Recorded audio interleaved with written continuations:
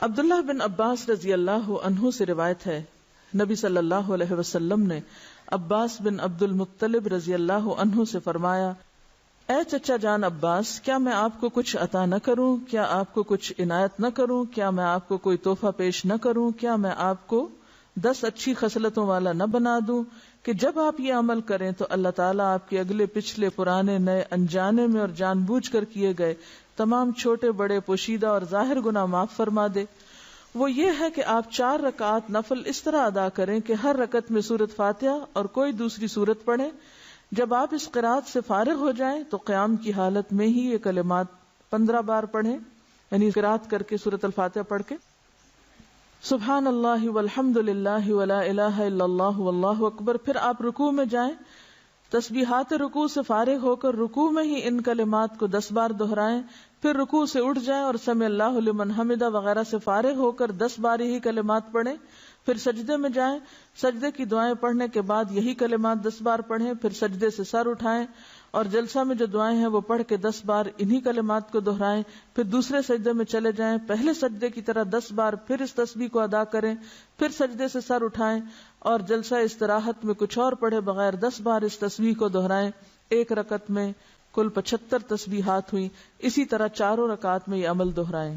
اگر آپ طاقت رکھتے ہو تو نماز تسبیح روزانہ 1 بار پڑھیں، اگر آپ ایسا نہ کر سکتے ہو تو ہر جمعہ 1 بار پڑھیں، یہ نہ کر سکتے ہو تو ہر مہینے میں 1 بار پڑھیں، یہ بھی نہ کر سکے تو سال میں 1 بار، اگر آپ سال میں بھی 1 بار نہ کر سکتے ہو تو زندگی میں 1 بار ضرور پڑھیں۔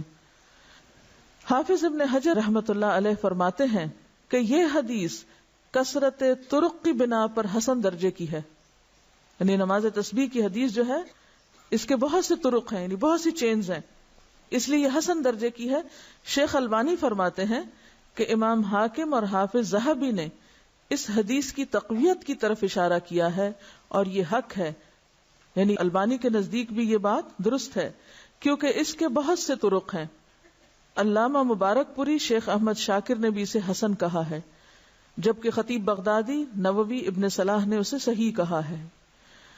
بعض اوقات صحیح لغیر ہی ہوتی ہے، یعنی ایک چین میں اگر ایک چیز کی کمی تو دوسری میں وہ نہیں، تو ایک کی کمی دوسرے نے پوری کر دی تو وہ حسن کس درجے پہ آ گئی؟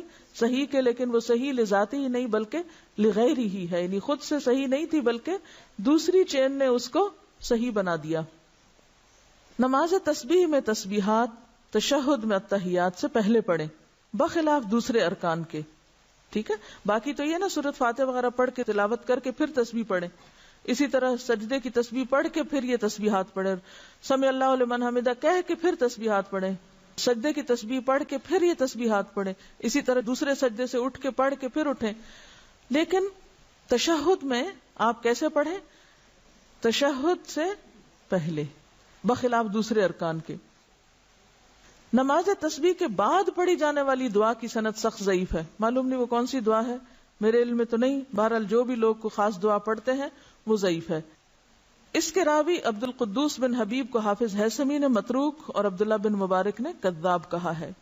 یاد رہے کہ اس حدیث شریف میں نماز تسبیح کو باجماعت ادا کرنے کا ذکر نہیں ہے، صرف انفرادی عمل کے طور پر نبی صلی اللہ علیہ وسلم نے اپنے چچا جان کو اس کی ترغیب دی ہے۔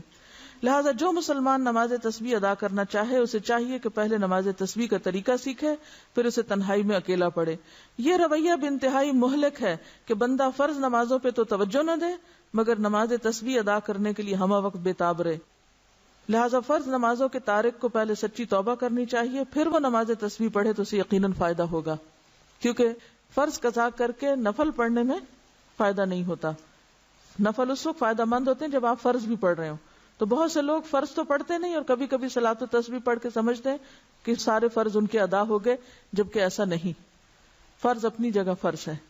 وآخر دعوانا ان الحمد للہ رب العالمین، سبحانک اللہم وبحمدک، نشہد ان لا الہ الا انت، نستغفرک ونتوب الیک۔